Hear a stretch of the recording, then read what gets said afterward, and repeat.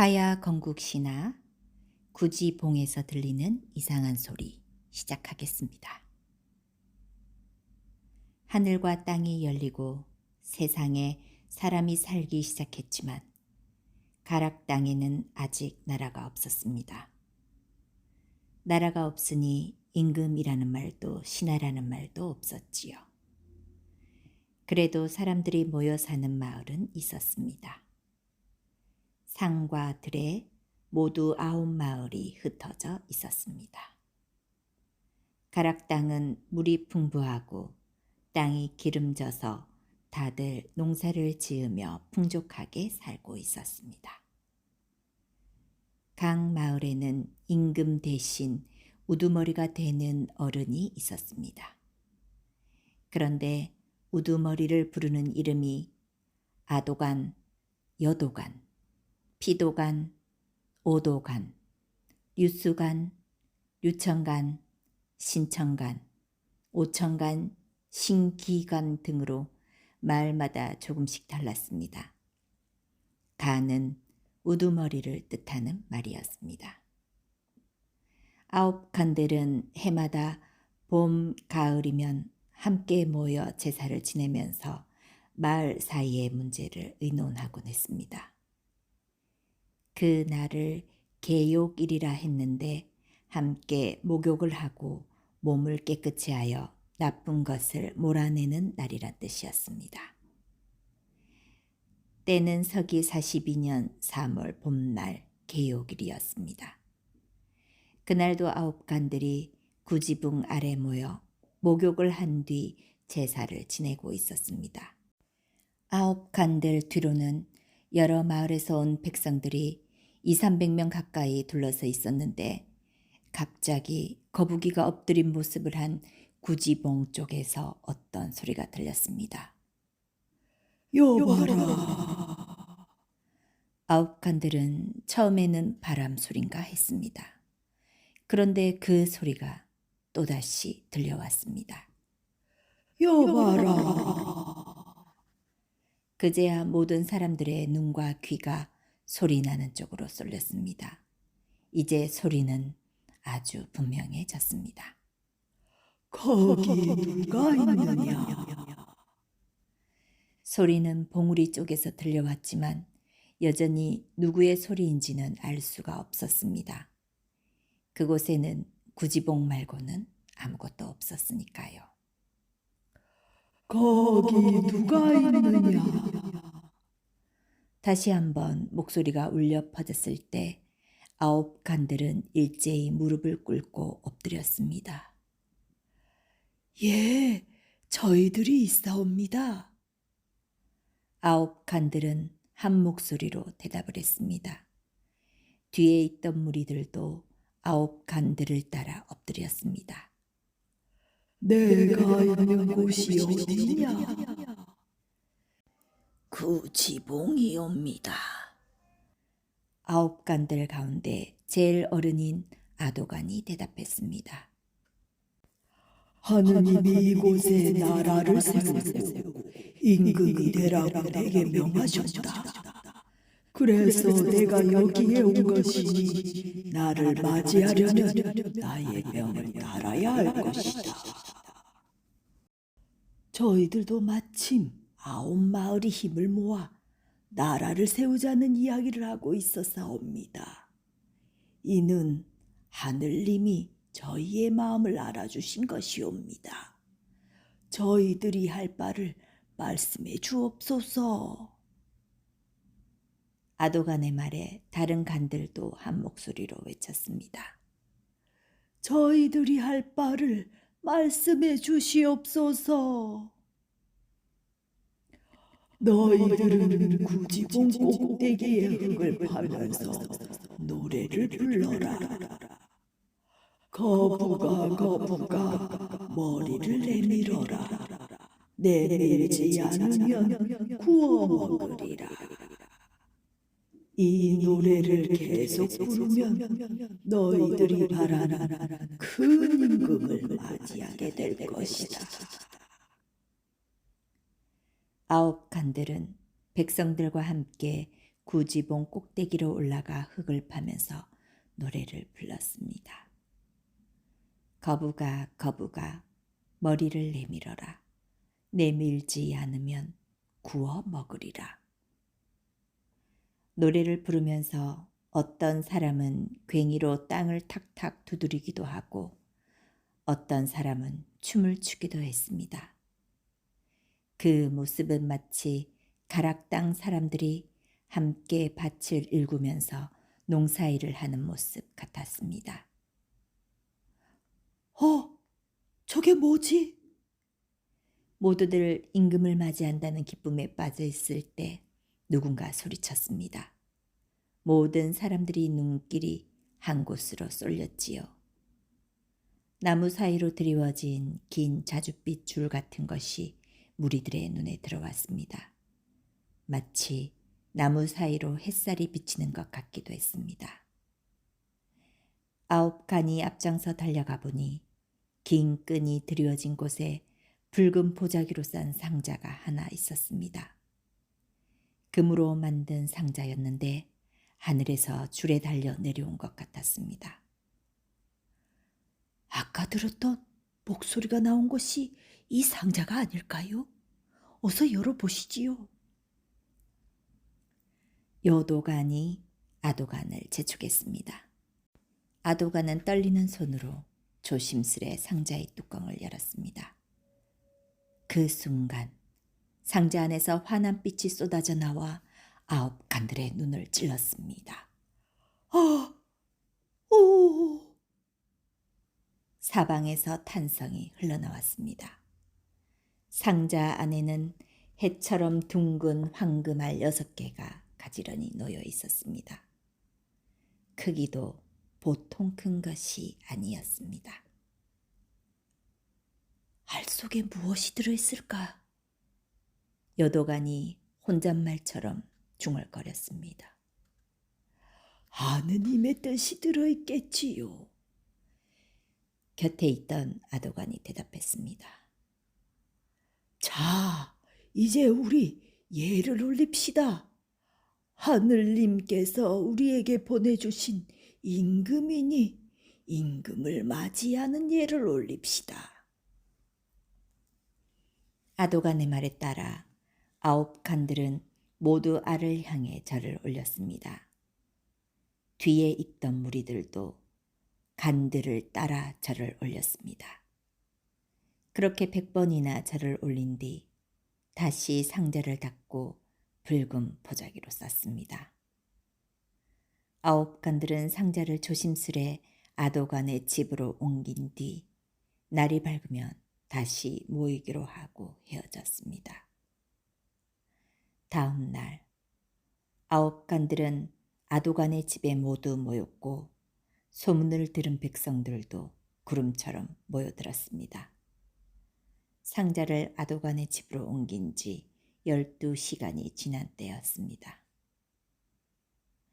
9간들은 3번 절하는 3배의 예를 드린 뒤 붉은 보자기를 풀고 아도간과 여도간이 양쪽을 잡고 조심스레 상자를 열었습니다. 그 순간 9간들은 또 한 번 깜짝 놀랐습니다. 알은 보이지 않고 환한 빛 속에 잘생긴 사내 아이 6명이 앉아 있었습니다. 밤사이 알을 깨고 나온 모양이었습니다. 이분들이 바로 하늘님이 보내신 임금들이 아니겠소? 그렇다면 이분들 가운데 한 분이 어제 목소리의 주인공이겠지요? 맞소이다. 아도간과 여도간의 대화를 듣고 있던 다른 간들도 모두 고개를 끄덕였습니다. 옷부터 지어 입히는 것이 좋지 않겠소이까? 류도간의 말대로 아이들은 아직 아무것도 입고 있지 않았습니다. 9간들은 급히 6아이에게 옷을 지어 입힌 다음 평상에 앉히고 아이들은 아직 아무도 입을 열지 않았지만 얼굴에는 환한 빛이 가득했습니다.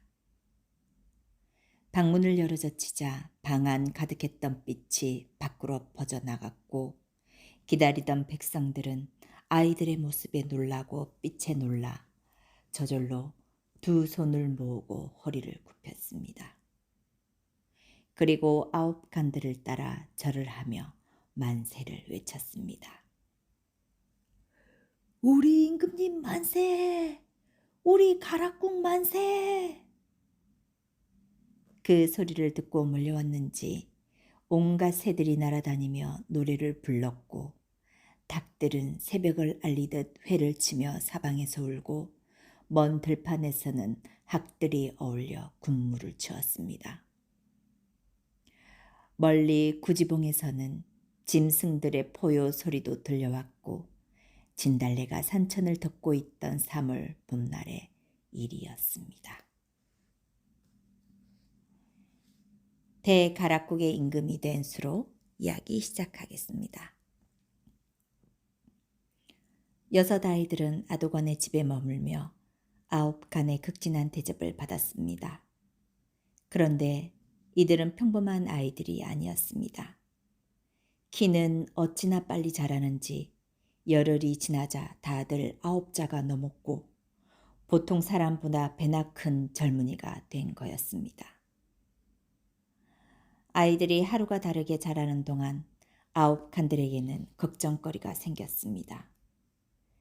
거부가 머리를 내밀어라. 내밀지 않으면 구워 먹으리라는 이 노래를 가르쳐준 목소리의 주인공을 찾는 일이 고민이었습니다. 6명 모두가 임금이 될 수는 없으니까요. 그때 9간들의 눈에 띄는 아이가 있었습니다. 6명 가운데 몸집도 가장 크고 말도 가장 빨리 한 아이였습니다. 9간들은 이 아이를 수로라 불렀는데 으뜸이란 뜻이었습니다. 9간들이 보지는 못했지만 사실 수로는 가장 먼저 알에서 나온 아이였습니다. 이래쯤 지났을 때 가장 나이가 많은 아도간이 먼저 입을 열었습니다. 내 생각에는 이제 더 고민할 게 없을 것 같소. 아도간의 말에 요도간이 맞장구를 쳤습니다.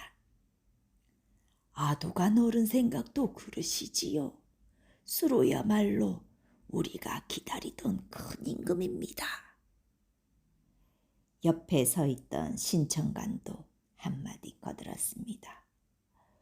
수로는 예성인들처럼 얼굴이 용과같이 빛이 납니다. 그리고 수로는 검푸른 기운이 도는 팔자 눈썹 아래 눈동자가 2개나 번뜩이고 있습니다. 하늘이 내린 성인의 모습입니다. 제 생각에도 수로가 으뜸입니다. 역사를 잘 알고 있는 신청관의 말에 모두 고개를 끄덕였습니다. 9간들은 마침내 수로를 임금으로 결정했고 서둘러 며칠 만에 임시 궁궐을 짓고 수로를 모셨습니다. 백성들이 서로 나서 일을 한 덕분에 빨리 지을 수 있었지만 임시로 지은 궁궐이라 작고 소박했습니다. 지붕도 이형으로 엮어 얹었고 계단은 흙으로 쌓았습니다. 그래도 수로는 백성들에게 몹시 고마워했습니다. 수로는 서기 42년 3월 보름날 드디어 왕위에 올랐습니다. 나라 이름은 9간들과 의논해서 대가락국이라 지었고 이는 땅 이름을 따른 것인데 나중에는 가야국으로 불렸습니다. 수로는 9간을 신하로 삼고 신하들에게 성을 하나씩 주었습니다. 수로 자신은 김씨성을 가졌는데 황금 상자에서 나왔다고 해서 붙인 성이었습니다. 김수로가 가락국의 첫 임금이 되자 나머지 5분들은 가락국을 떠났습니다. 모두 자기 나라를 세우려고 하늘에서 내려온 분들이었으니까요. 어떤 분은 지리산 쪽으로, 어떤 분은 가야산 아래쪽으로, 어떤 분은 남쪽 바다 쪽으로 떠났습니다. 5분 모두 서로 다른 곳에서 나라를 세우고 임금이 되었고 나중에 이들 나라를 모두 일러 6가야라고 했습니다. 6가야 가운데 대가락국이 맞이였고 대가락국을 중심으로 6가야는 서로 형제처럼 평화롭게 지냈습니다. 수로왕이 왕위에 오른 다음 해인 서기 43년 정월의 일입니다. 조회 때 수로왕이 신하들에게 말했습니다. 내가 새 땅에 수도를 정하고 궁궐을 지으려 하오. 여러분들의 생각은 어떠하오? 신하들은 누구도 반대하지 않았습니다. 지금 수로왕이 살고 있는 임시 궁궐이 너무 좁아 회의를 하기도 어려웠기 때문이지요. 어느 땅을 생각하고 계시옵니까? 아도간 어른이 다른 신하들을 대신해 왕께 여쭈었습니다. 다들 함께 나가보시지요. 가보고 이야기를 하도록 합시다. 수로왕은 신하들을 거느리고 임시 궁궐 남쪽으로 내려갔습니다. 궁궐 남쪽에는 밭이 많았는데 농사를 짓기 시작한 땅이라고 해서 다들 신다평이라고 불렀다. 왕은 신다평에 이르러 주변을 둘러보았다. 사방이 산으로 둘러싸여 있어 궁궐을 세울 만한 땅이었다. 수로왕은 자위의 신하들을 향해 말했다. 이 땅은 좁기가 역귀 같지만 아름답고 신비로운 땅이요. 사람들은 그 가치를 잘 몰라 버려둔 땅이지만 이곳은 신들이 와서 살만한 땅이라오.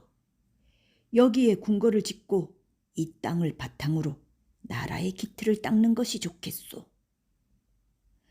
마마의 말씀을 듣고 보니 정말 좋은 땅인 듯합니다.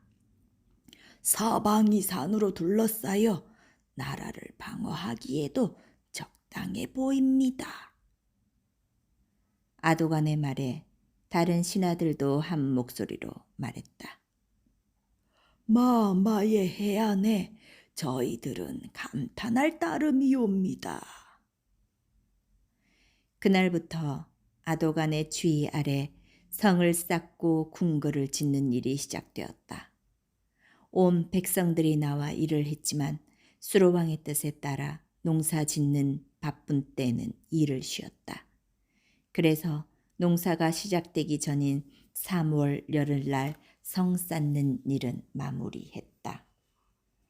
궁궐을 짓는 일은 한 해 농사가 마무리된 그 해 10월에 시작되어 이듬해 2월에 끝이 났다. 드디어 수로왕은 춘삼월 좋은 날을 잡아 새 궁궐로 자리를 옮기고 이사를 마친 왕은 큰 잔치를 베풀고 새 궁궐을 짓느라 수고한 신하들을 치하했다. 수고한 백성들에게도 칭찬을 아끼지 않았다. 우리 임금은 정말 대단하지.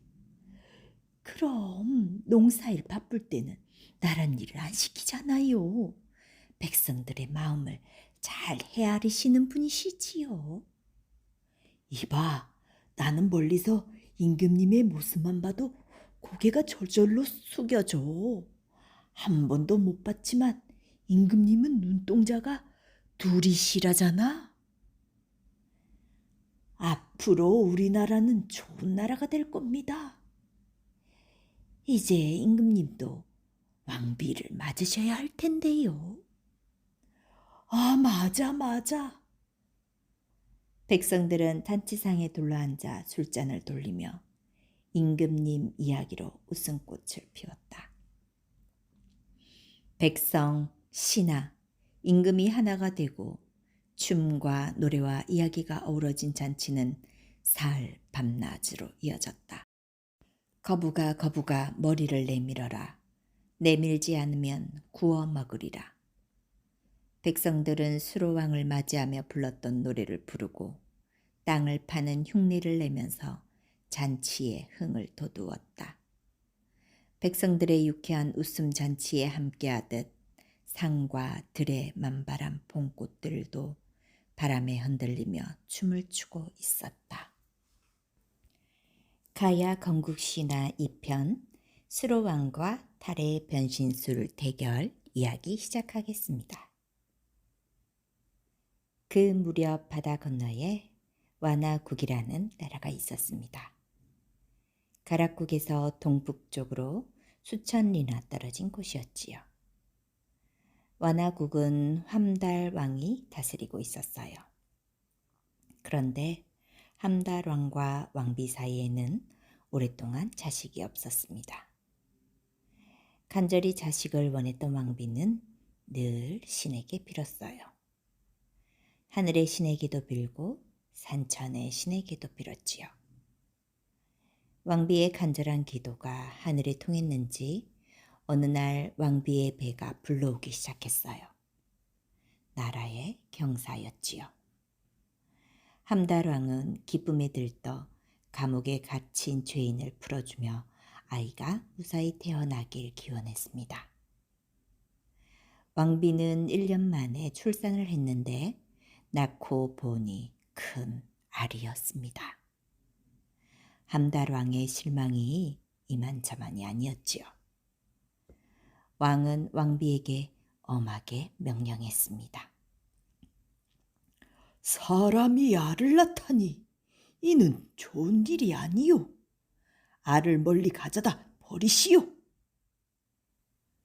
왕비는 가슴이 찢어지듯 아팠지만 왕의 명령이라 어쩔 수 없었습니다. 그래서 알을 쇠로 만든 큰 함에 넣었어요. 그러고는 시녀들을 불러 산속에 버리라고 했어요. 그런데 한참 뒤에 시녀들이 놀란 얼굴로 뛰어들어왔습니다. 왕비마마, 왕비마마, 큰일이 났어요. 함 속에서. 무슨 일이냐? 천천히 말해보거라. 함 속에서 아이가 나왔습니다요. 저희들이 함을 수레에 싣고 가는데 이상한 소리가 들려서 열어보았더니 거기에 어린아이가 있었사옵니다. 그때 나이든 시녀가 어린아이를 안고 급히 들어왔습니다. 마마, 아무래도 알 속에서 나온 아이가 싸웁니다. 그래서 버리지 못하고 되돌아왔사옵니다. 왕비는 얼른 아이를 받아 안았어요. 아이는 엄마 품에 안겨 방긋방긋 웃었어요. 흐르는 눈물을 훔친 왕비는 엄한 목소리로 시녀들의 입을 단속했습니다. 당분간 이 일이 대왕마마의 귀에 들어가서는 절대 안 된다. 알겠느냐? 시녀들은 서로 눈짓을 주고받으며 모두들 제 입에 검지를 갖다 댔어요. 왕비는 알에서 나온 아이에게 타레라는 이름을 지어주었습니다. 알을 깨고 나왔다는 뜻이었지요. 타레는 왕비의 보호를 받으며 궁궐 깊숙한 곳에 숨어 지냈어요. 하지만 타레는 보통 아이들과 달랐어요. 하루 이틀 사이에 키와 몸집이 눈에 보일 정도로 쑥쑥 자랐지요. 한 달이 지나자 름름한 소년이 되어 있었습니다. 그러나 반말은 쥐가 듣고 낱말은 새가 듣는다고 타레의 비밀은 오래가지 못했습니다. 조금씩 궁궐 안에 소문이 퍼지더니 한 달쯤 지나 마침내 함달왕의 귀에까지 들어갔습니다. 함달왕은 크게 화를 내며 왕비를 불렀어요. 왕비께서 알에서 나온 아이를 몰래 키우고 있다는 소문을 들었소이다. 참말이요? 용서하여 주옵소서.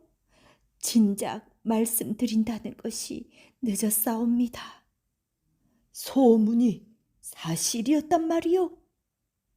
함달왕은 주먹으로 상을 내리치며 목청을 높였습니다. 왕비는 울먹이며 왕에게 간청했습니다. 어미로서 차마 버릴 수는 없었사옵니다.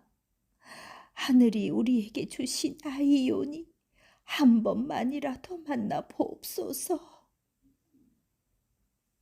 그러나 함달왕은 왕비의 간곡한 부탁을 뿌리쳤습니다. 그래서 내가 불길하다고 하지 않았소. 아래서 나온 아이가 이 나라의 왕이 될 수는 없는 일이오. 지금이라도 늦지 않았으니 멀리 보내시오. 보고 싶지 않소. 왕비는 다시는 내 명을 어기지 마시오. 왕비는 타레를 멀리 보낼 수밖에 없었습니다. 하지만 차마 타레 앞에서는 그 말을 입에서 꺼내지 못하고 있었지요. 그러나 타레는 이미 모든 것을 깨닫고 있었습니다. 자신이 이 나라를 떠나 다른 곳에 가서 왕이 될 운명을 안고 세상에 태어난 것을 말이지요. 타레가 먼저 왕비에게 말을 꺼냈습니다. 어머니, 떠날 때가 되었습니다. 말씀하지 않으셔도 다 알고 있습니다. 제가 가야 할 곳은 저 바다 건너에 있습니다. 왕비는 말없이 눈가에 흐르는 눈물을 찍어낼 뿐이었습니다. 타레는 작은 배에 남녀 종들과 보물을 싣고 길을 떠났습니다. 배는 바람을 타고 물결을 타고 한 달여를 달려 드디어 해안선이 보이는 곳에 도착했어요. 그곳은 가락국의 남쪽 바다였습니다. 타레는 땅으로 올라오지 않고 해변에서 조금 떨어진 곳에 닻을 내리고 하루를 머물렀습니다. 다음 날 가락국 사람들이 해변가로 몰려나왔습니다. 이상한 깃발을 꽂은 배가 바닷가에 도착했다는 보고를 받은 수로왕이 손님을 잘 맞이하라고 신하를 보낸 것이었지요. 사신들의 안내에 따라 나루터의 배를 댄 타레는 종두를 거느리고 수로왕의 궁궐로 갔습니다. 백길에 노고가 많았겠소이다. 그대는 어디서 온 누구시오? 수로왕의 인사를 받은 타레는 도전적으로 말했습니다. 나는 왕의 자리를 빼앗으러 왔소이다. 갑작스러운 타레의 말에 수로왕은 기분이 상했지만 점잖게 타이르며 말했습니다. 하늘이 나를 보내 이 나라의 왕이 되어 나라를 안정시키고 백성을 편안하게 하라고 하셨소. 그런데 누구인지도 모르는 자에게 왕위를 넘기고 백성을 맡길 수는 없소. 그것은 하늘의 명을 어기는 일이요. 나는 아래서 태어난 타레요. 왕에게 하늘이 있으면 나에게도 하늘이 있고 하늘이 내게 주신 능력이 있소이다. 한번 제주를 겨뤄보시겠소이까? 내가 지면 조용히 물러나겠지만 내가 이기면 왕위를 넘겨야 될 것이요.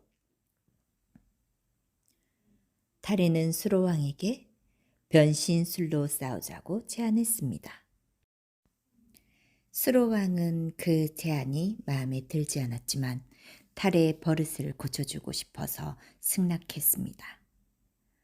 좋소이다. 그대는 그대 말에 책임을 져야 할 것이요. 말이 끝나자마자 타레는 훌쩍 뛰어오르더니 참새로 변신하여 궁궐 지붕으로 날아올랐습니다. 그것을 지켜보던 수로왕도 미소를 지으며 훌쩍 뛰어올랐지요. 그 순간 왕의 모습은 간 곳이 없고 새 매 한 마리가 하늘로 날아올라 참새의 뒤를 쫓았습니다. 그러자 쫓기던 참새는 매로 변신하더니 새매를 공격하듯 달려들었습니다. 그때 새매는 눈 깜짝할 사이에 독수리로 변해 매를 향해 날아갔습니다. 도망치던 매는 땅으로 내려앉더니 이번에는 사슴으로 변해 숲속으로 달려갔습니다. 그러자 뒤쫓던 독수리도 순식간에 늑대로 변해 사슴을 쫓았지요. 그러나 늑대는 따라갈 뿐 공격하지는 않았습니다. 주랭랑을 치던 사슴은 갑자기 몸을 한 바퀴 구르더니 표범으로 돌변해 늑대를 공격하기 시작했어요. 그러자 늑대는 호랑이로 변신해 표범에 맞섰습니다. 표범은 호랑이 앞에서 꼬리를 내리고 슬슬 도망치더니 타레의 모습으로 돌아왔어요. 그러자 호랑이도 수로왕으로 돌아왔지요. 타레는 그제서야 수로왕 앞에 무릎을 꿇고 엎드렸습니다.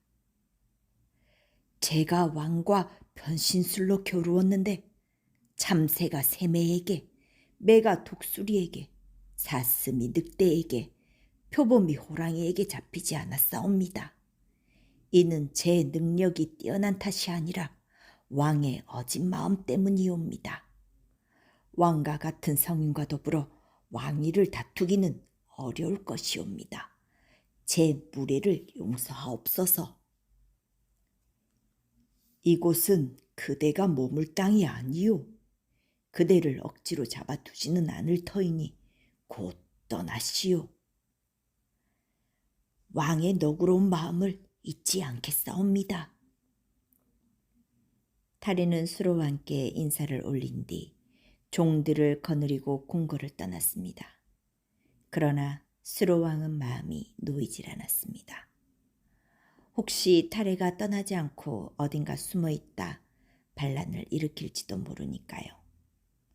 수로왕은 즉시 궁궐의 호위를 책임지는 신귀관 대장을 불렀습니다. 장군은 지금 바로 달의 일행을 뒤따라가시오. 공격하지는 말고 다른 길로 빠지지 않는지, 혹시 백성들을 해치지 않는지 잘 감시하시오. 예, 분부대로 하겠사옵니다. 신귀관 대장은 곧바로 부하들을 이끌고 다리를 추격하기 시작했습니다. 다리는 수로왕의 걱정과는 달리 곧장 나루토로가 타고 온 배에 올랐습니다. 이미 타레는 가라국 땅에 자신이 왕이 될 곳이 아니라는 것을 알았기에 다른 미련이 남아있지 않았어요. 수로왕의 부하들이 자신을 추격하고 있다는 것도 알았지만 신경 쓰지 않았습니다. 타레의 배가 바다로 나가자 신귀관은 500척이나 되는 배를 거느리고 뒤따라왔어요. 타레가 다시는 가라국을 넘보지 못하도록 힘을 과시하려는 뜻이었지요. 타레는 가라국을 떠나 게림국을 향해 돛을 올렸습니다. 타레의 배가 멀리 사라지자 신귀관은 군사들을 거두어 돌아갔습니다. 가라국을 떠난 타레는 며칠 뒤 게림국에 도착했습니다. 타레는 그 길로 종들을 거느리고 서라불로 들어갔지요. 그리고 꾀를 써서 호공이라는 사람의 집을 빼앗아 살았어요. 그 소문을 들은 게림국 남해왕은 타레를 지혜로운 인물이라 생각하여 사위로 삼았습니다. 그 뒤 남해왕의 아들 노래왕이 나라를 다스리다 죽었는데 뒤를 이을 자식이 없었습니다. 자연스럽게 왕위가 타레에게 넘어갔어요. 타레는 남해왕의 사위이고 또 지혜로운 사람이라는 것을 온 나라가 알고 있었으니까요. 수로왕을 찾아온 아유타구 공주 허황옥 이야기 시작하겠습니다. 서기 48년 7월 27일, 그러니까 수로왕이 즉위한 지 7년째 되는 해였습니다. 조회 때 아도관이 아뢰었습니다. 저희들이 여러 해 동안 의논해오던 일을 아뢰겠사옵니다. 대왕님의 덕과 슬기에 힘입어 이제 나라가 안정되고 백성들의 생활이 편안해졌사옵니다. 하지만 대왕께서 하늘에서 내려오신 지가 온 7해가 지났사온데 아직 좋은 배필을 얻지 않으셨사옵니다. 그것이 저희들과 백성들의 큰 근심이옵니다. 그래서 저희들의 딸 가운데 제일 좋은 처녀를 뽑아 왕비로 삼으시는 것이 어떠할런지요. 이것이 저희들이 드리는 간청이옵나이다. 아도간이 머리를 조아리자 다른 9간들도 한 목소리로 간청하옵나이다를 외치며 머리를 조아렸습니다. 웃음을 머무근 채 신하들을 보고 있던 수로왕이 입을 열었습니다. 내가 이 땅에 내려온 것이 하늘의 뜻이었으니 나의 혼인 또한 하늘의 뜻에 달린 것이요. 그대들은 걱정하지 말고 때를 기다리시오. 수로왕의 말에 신하들은 더 할 말이 없었습니다. 언제인지 알 수 없는 그때를 기다릴 수밖에 없었지요. 며칠 뒤 수로왕이 류청강과 신기관을 불렀습니다. 류청강께서는 빠른 배에 좋은 말을 싣고 망산도로 가시오. 그리고 신기관 대장은 승점으로 가서 기다리시오. 갑작스러운 명령에 어리둥절해하던 류청간이 조심스레 물었습니다. 무슨 일로 망산도로 가라 하시는지요? 가서 기다리면 자연히 알게 될 것이니 빨리 떠나시오. 수로왕의 명을 받고 물러난 유청간은 망산도를 향해 급히 말을 달렸습니다. 망산도는 가락국 남쪽에 있는 섬이었지요. 류청간이 떠난 뒤 준비를 마친 신귀관도 부하들을 거느리고 승점으로 향했어요. 승점은 서울로 들어오는 길목에 있는 곳이었어요. 망산도에 도착한 류청간은 배에서 내려 섬의 가장 높은 곳으로 올라갔습니다. 무언가 나타나기를 기다리면서 말이지요. 저물어 가는 서쪽 하늘을 보며 류청간은 왕께서 나를 보낸 것은 외국에서 오는 손님을 맞이하라는 뜻이 아닐까 하는 생각에 잠겨 있었어요. 그때 갑자기 서남쪽에 배가 보이기 시작했어요. 붉은 돛에 붉은 깃발을 단 화려한 배였지요. 배를 본 류청간은 군사들에게 급히 명을 내렸어요. 서둘러 횃불을 피워 올려라. 군사들은 서둘러 횃불을 들어 올렸습니다. 그러자 그 불을 본 배가 섬을 향해 뱃머리를 돌렸어요. 배의 속도가 빨라지는 것을 보면서 류청간은 다시 명을 내렸습니다. 횃불을 바꿔 승점으로 신호를 보내라. 횃불이 바뀌는 것을 보면서 류청간은 급히 바닷가로 달려갔습니다. 류청간이 바닷가에 이르렀을 때 배는 막 닻을 내리고 있었지요. 그런데 배에서 내린 사람들의 생김새가 가락국 사람들과는 많이 달랐습니다. 살갗은 구릿빛이었고 눈은 깊이 파여 있었지요. 옷차림도 붉게 지장한 배처럼 화려했어요. 그들 가운데 류청간의 눈에 들어오는 한 여인이 있었습니다. 한눈에 봐도 신분이 아주 높은 사람처럼 보였어요. 류청간은 앞으로 나아가 예를 다해 인사를 건넸습니다. 우리 가락국에 오신 것을 환영합니다. 우리 대왕께서 성견 지명이 있으셔서 귀한 손님이 올 터이니 가서 맞으라고 저를 보내셨습니다.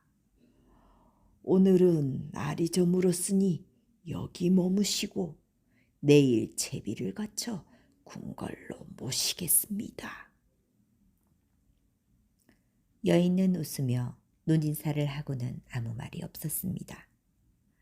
류청간은 손님들을 숙소에 모신 뒤 정성을 다해 음식과 술을 대접했습니다. 한편 횃불 신호를 본 신귀관은 급히 궁궐로 돌아가 수로왕께 아뢰었습니다. 망산도에 귀한 손님이 도착했다는 소식이옵니다. 그래, 바로 내가 기다리던 손님이로구나. 하늘이 내게 보낸 손님이야. 수로왕은 즉시 아도간을 불러 손님을 맞이할 만반의 준비를 하라고 명했습니다. 다음 날 이른 아침 아도간 일행은 화려하게 꾸민 배를 띄웠습니다. 왕후를 맞을 배였지요. 배는 강물을 따라 내려가 한나절이 못되어 망산도에 이르렀습니다. 아도간은 왕후에게 나아가 정중하게 인사를 올렸습니다. 저희는 멀리서 오신 왕후를 맞이하러 온 사신이옵니다. 저희와 함께 대왕께서 기다리시는 궁궐로 가시지요. 그때 왕후가 비로소 입을 열었습니다. 내가 평생 처음 보는 사람들을 어찌 경솔하게 따라가겠소. 가더라도 내가 스스로 찾아갈 것이요. 가서 대왕께 그렇게 전하시오. 아도간은 더 할 말이 없었습니다. 아도간 일행은 유천강과 함께 배를 끌고 되돌아올 수밖에 없었지요. 아도간은 수로왕에게 돌아가 사정을 아뢰었습니다. 그 말을 들은 수로왕은 고개를 끄덕였어요. 참으로 슬기로운 여인이로구나. 그대들은 곧 궁궐 밖에 장막을 치고 왕후를 맞을 채비를 하시오. 수로왕의 명에 따라 궁궐 밖 서남쪽으로 60여 보나 되는 곳에 장막을 설치했습니다. 궁궐 앞에는 야트막한 산봉우리가 있었는데 그 아래쪽에 마련된 임시 궁전이었죠. 수로왕은 그 장막 궁전에 나가 왕후가 도착하기를 기다렸습니다. 그때 왕후는 신하와 노비들을 거느리고 별포 나루에 배를 댔습니다. 수로왕이 기다리는 산 너머에 있는 나루였지요. 배에서 내린 왕후 일행은 행렬을 이루어 산 언덕으로 올랐습니다. 왕후를 따르는 사람들은 두 신하 신보와 조광, 그들의 부인인 모정과 모량, 그리고 노비들을 합쳐 모두 20명 남짓이었습니다. 노비들의 짐 속에는 온갖 비단과 화려한 치마저고리, 금은과 옥으로 만든 폐물들이 헤아릴 수 없이 많았지요. 앞장서 산길을 돌아가던 왕후가 문득 걸음을 멈추었습니다. 산신령을 모신 신당 앞이었지요. 왕후는 홀로 산신당에 나아가 산신령 앞에 제사를 드렸습니다. 왕후는 자신이 입고 온 바지를 벗어 패백으로 바치면서 자신이 가락곡당에 들어왔음을 아뢰었습니다. 그리고 수로왕과의 혼인이 무사히 이루어질 수 있도록 빌었습니다. 다시 길을 나선 왕후 일행은 어느덧 산길을 내려와 장막 궁전에 이르렀습니다. 그것을 본 수로왕은 급히 나가 왕후를 맞이했습니다. 어서 오십시오. 먼 길에 고생이 많으셨습니다. 수로왕의 인사에 왕후는 가볍게 고개를 숙여 답례를 했습니다. 여봐라, 귀한 손님을 어서 장막 안으로 모시고 함께 온 신하들에게도 방을 하나씩 주어 편히 머무르게 하라. 수로왕은 멀리서 온 손님들을 후하게 대접했습니다. 난초로 만든 음료와 해초로 만든 귀한 술을 내주고 고기와 떡도 한 상 가득 내어주었습니다. 비단으로 만든 자리에서 잠을 자게 하고 옷과 보물도 아끼지 않았지요. 그리고 군사들을 보내 안전하게 지낼 수 있도록 보호해 주었습니다. 수로왕은 드디어 왕후와 함께 장막 안으로 들어가 마주 앉았습니다. 그때 왕후가 조용히 입을 열었습니다. 저는 저 바다 건너 아유타국의 공주이온데 성은 허, 이름은 황옥이고 올해 나이가 16이옵니다. 제가 아유타국에 있을 때인 지난 5월 부모님께서 이런 말씀을 하셨습니다. 우리가 어젯밤에 같은 꿈을 꾸었단다. 함께 하늘님을 배웠는데 하늘님께서 수로를 내려보내 가락국의 왕위에 오르게 하였는데 아직 배필을 정하지 못하였으니 그대들의 공주를 보내 배필을 삼게 하여라. 이런 명을 남기시고 하늘로 올라가셨단다. 꿈을 깬 뒤에도 하늘님의 말씀이 귓가에 생생하구나. 너는 곧 아유타국을 떠나 가락국으로 가거라. 부모님의 말씀대로 저는 아유타국을 떠나 이곳에 이르러 대왕의 얼굴을 뵙게 되었사옵니다. 수로왕은 허황옥의 이야기를 듣고 나서 웃음을 머무은 채 말했습니다. 나는 나면서부터 하늘님께서 주신 신령한 능력이 있었소. 그 능력으로 공주께서 올 것을 미리 알고 있었기에 신하들이 왕비를 맞으라 해도 따르지 않고 기다릴 수 있었소. 오랜 기다림 끝에 마침내 공주께서 스스로 찾아오셨으니 참으로 즐거운 일이 아니겠소. 나는 공주를 나의 배필로 맞이하겠소. 수로왕은 자리에서 일어나 허황옥의 두 손을 맞잡았습니다. 그날 저녁 수로왕과 허황옥 황후의 혼인식이 장막 궁전에서 열렸습니다. 횃불이 환하게 타오르는 가운데 두 사람이 맞절을 하고 혼인을 축하하는 백성들의 만세 소리는 하늘에 닿을 듯 했습니다. 쏟아질 듯 빛나는 별은 하늘님의 축하를 전하는 듯 했답니다. 수로왕과 허황후는 이틀 밤을 장막 궁전에서 지냈습니다. 왕과 왕후는 궁궐을 돌아가기 전 왕후를 모시고 왔던 뱃사공 15명을 아유타국으로 돌려보냈습니다.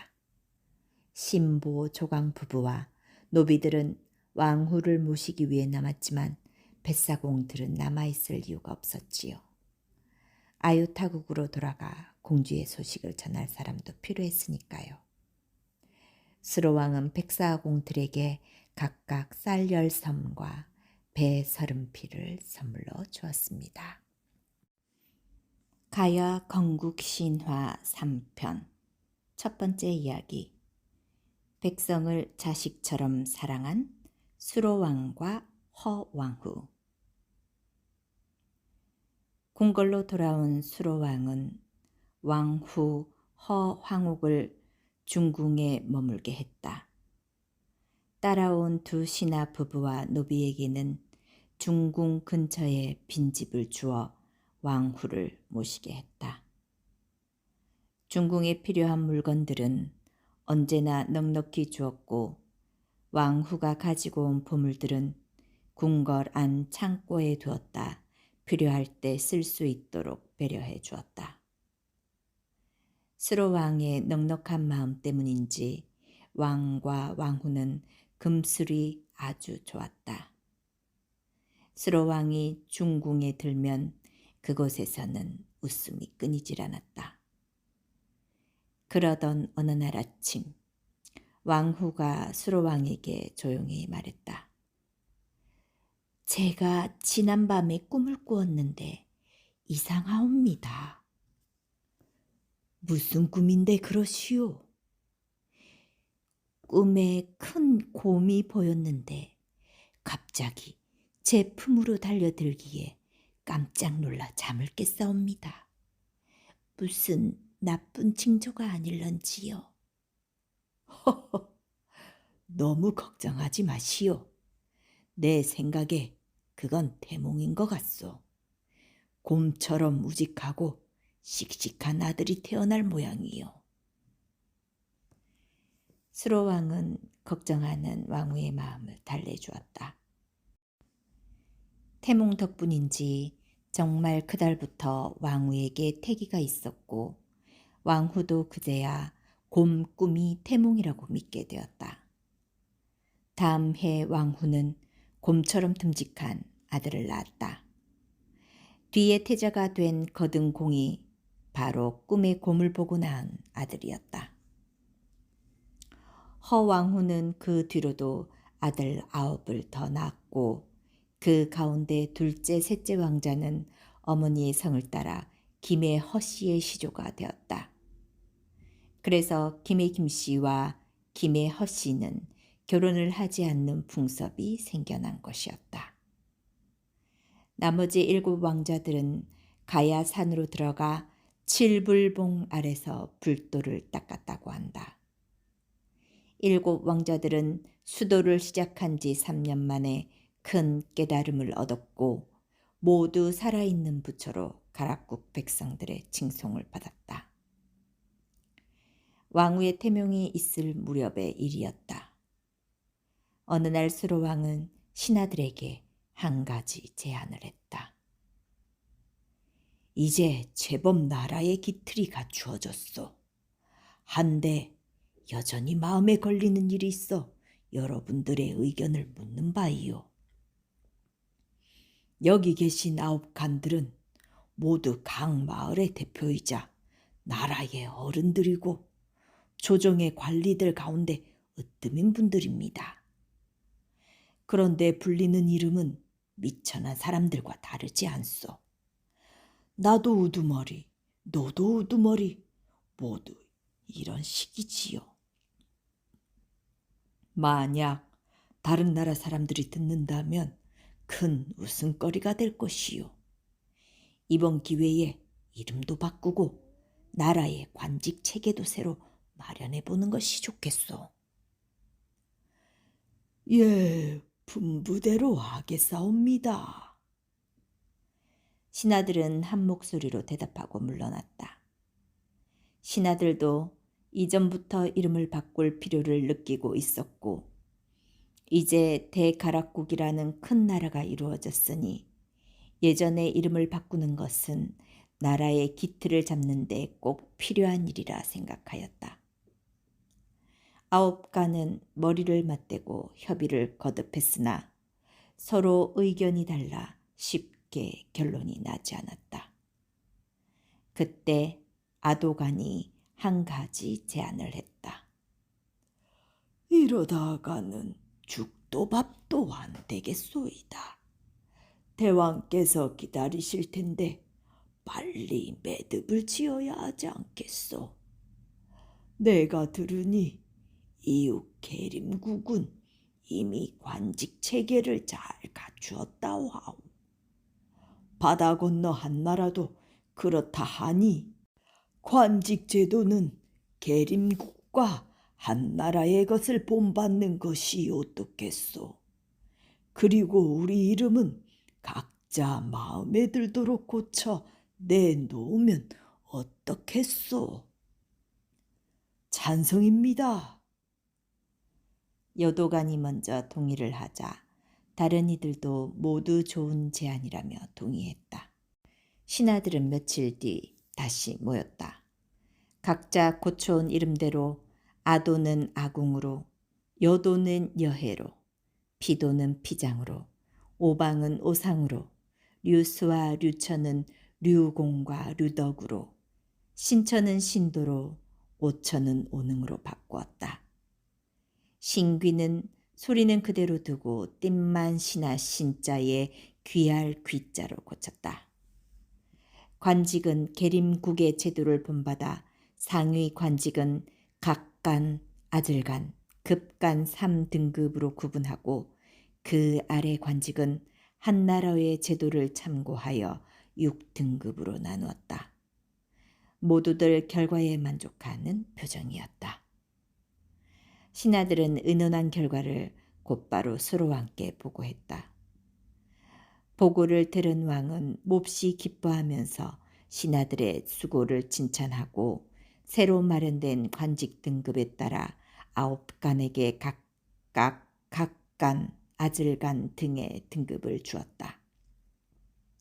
수로왕은 왕후를 맞이하고 나라의 제도를 고친 다음 왕후와 더불어 온 나라를 순행했다. 백성들의 생활을 살펴보기 위해서였다. 수로왕은 백성들을 자식처럼 사랑하여 헐벗은 사람에게는 먹을 것과 입을 것을 아끼지 않았고 어려운 문제가 있으면 끝까지 듣고 문제를 풀어주었다. 수로왕과 허왕후의 덕으로 대가락국은 엄한 법이 아니어도 잘 다스려지는 나라가 되었다. 백성들은 잔치가 있어 모일 때면 이런 노래를 즐겨 불렀다.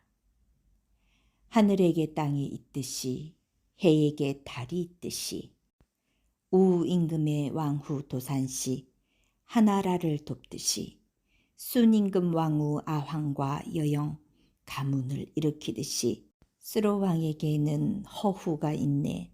가락국 일으킬 허후가 있네. 노랫가락이 퍼지듯 대가락국 김수로왕과 허왕후의 이름은 점점 이웃나라로 퍼져나갔다. 계림국, 고려국, 마한바다 건너 외도 앞다퉈 사신을 보내왔다. 대가락국은 점점 튼튼한 나라로 발전해 나갔다.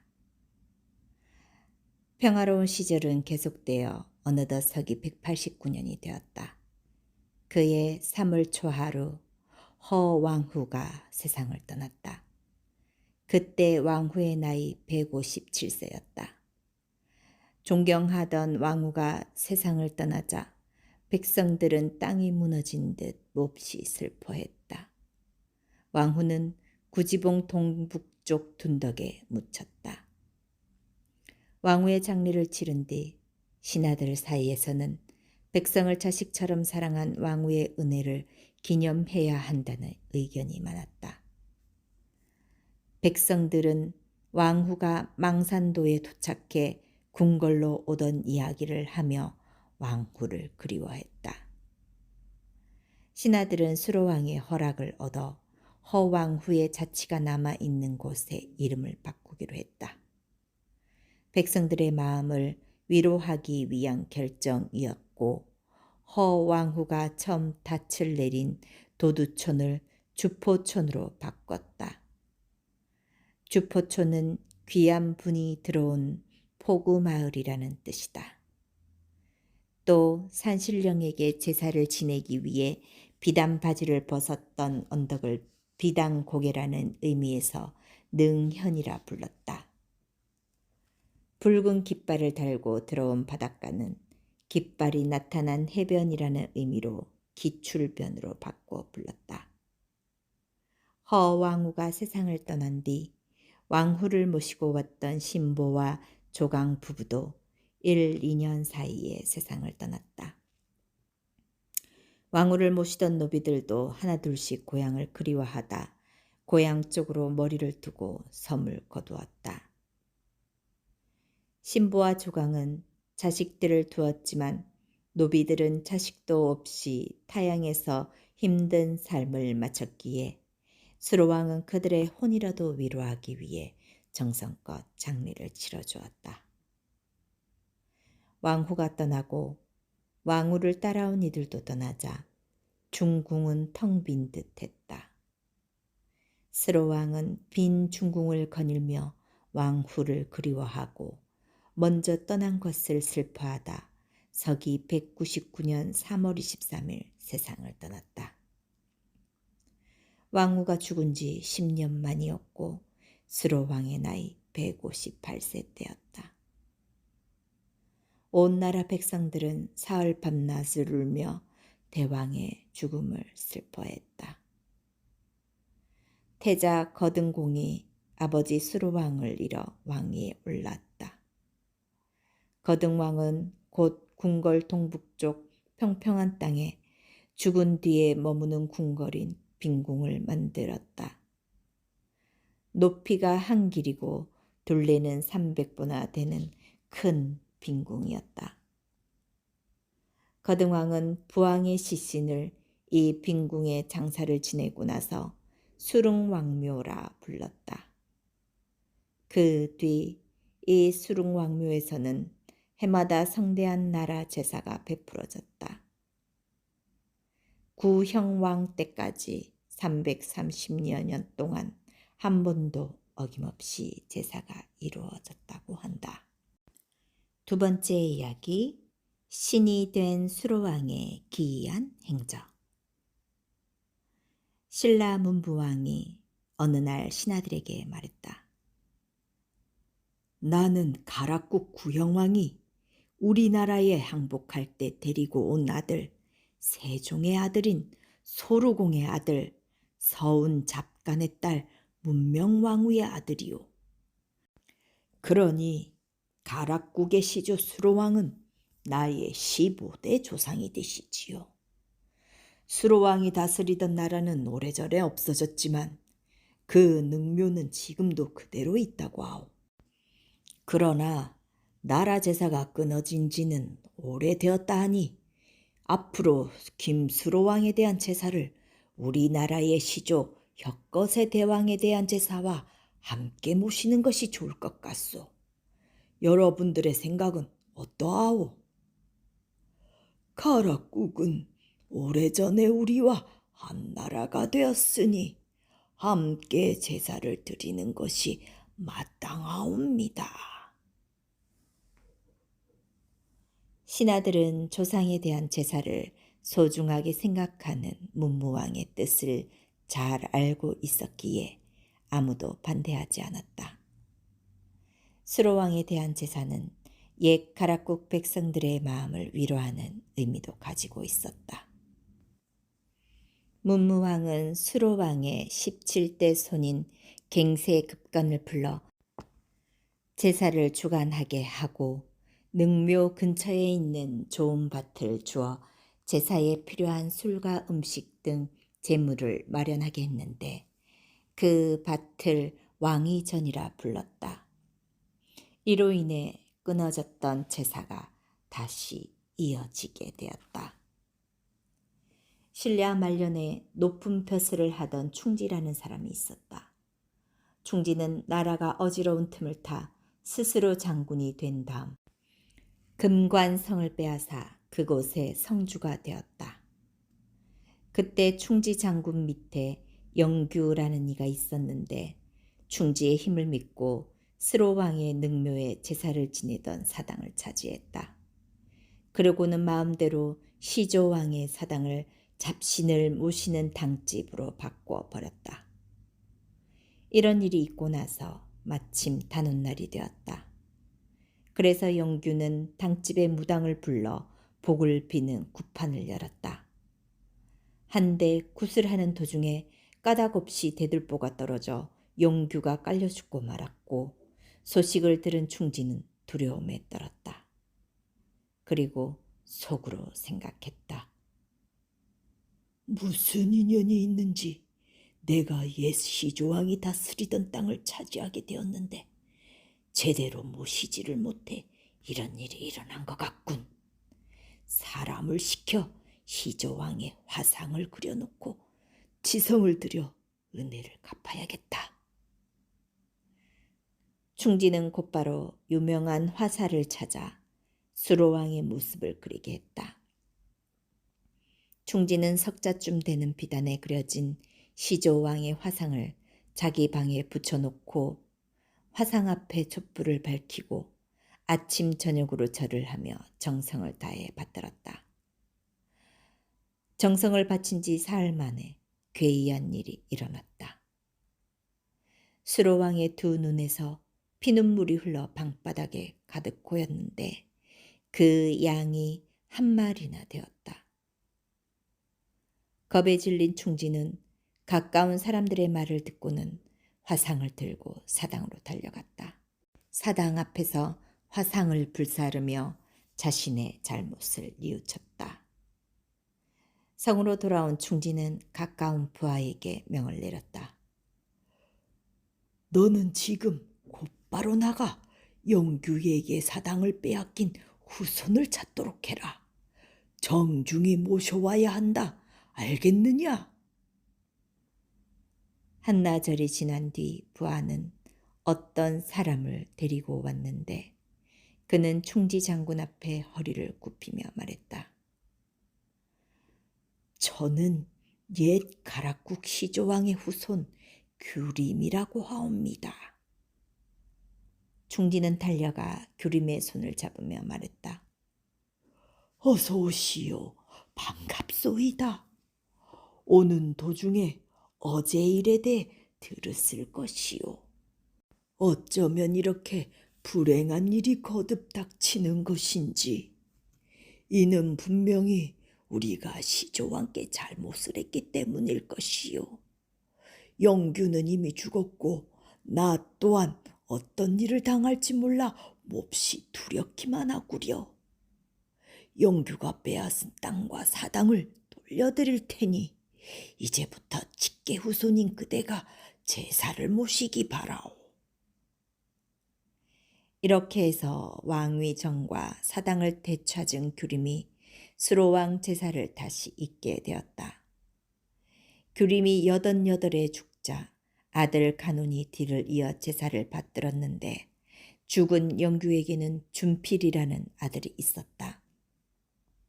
그는 아버지의 일 때문에 시조왕의 사당에 안갚음을 하려는 마음을 품고 있었다. 한 번은 단오날이 되어 가논이 제물을 차려놓고 제사를 드리고 있었다.